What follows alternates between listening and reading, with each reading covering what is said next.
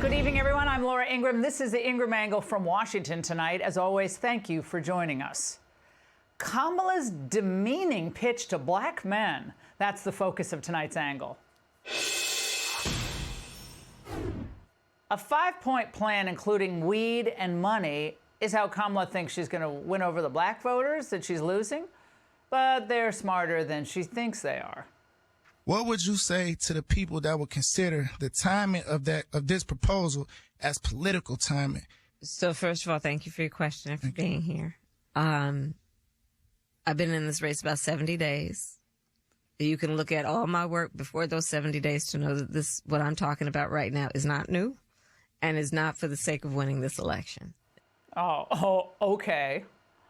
Now, many years ago, when I clerked for Justice Clarence Thomas, I learned that there is nothing that bothers liberals, I mean really bothers them more than minorities who think for themselves. And that means right now they are spinning over new data coming out about black views on Trump versus Harris. The bottom line is this. At this particular hour, if you believe the polling, Donald Trump's going to put up the best performance with black voters since Richard Nixon back in 1960. Not 68, since 1960. That's 64 years ago.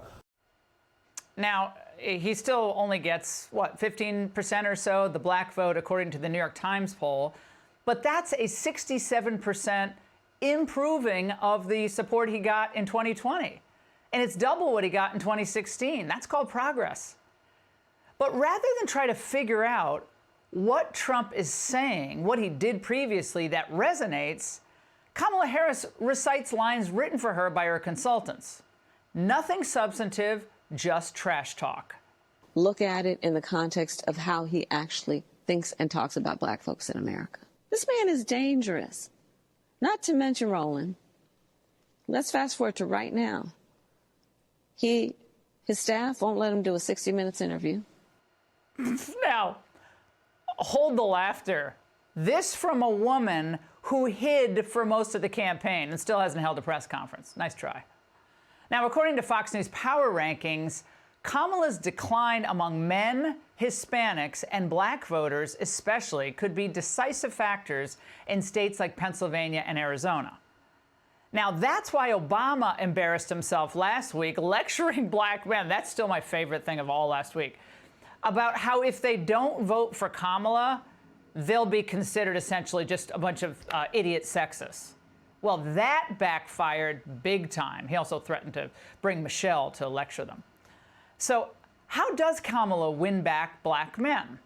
Now, with a serious plan, I imagine, to ditch Bidenomics and grow the economy so black men have the jobs that they deserve, or perhaps with a pledge to seal the border once and for all. No, of course not.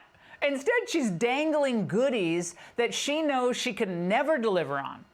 She went on with Charlemagne the God this afternoon. I do have clear eyes about the disparities that exist and the context in which they exist, meaning history. On the point of reparations, it has to be studied. There's no question about that. But wait, there's more. She says she's going to fight for 1 million forgivable loans to black entrepreneurs. Now, aside from the fact that that's totally unconstitutional, of course, that's never stopped them before.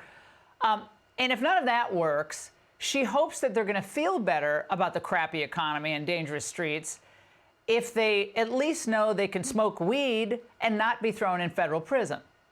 What public defenders who are around those days will tell you, I was the most progressive prosecutor in California on marijuana cases. And as vice president, have been a champion for bringing marijuana down on the schedule. So instead of it being ranked up there with heroin, we bring it down. And my pledge is, as president, I will work on decriminalizing it because I know exactly how those laws have been used to disproportionately impact certain populations and specifically black men.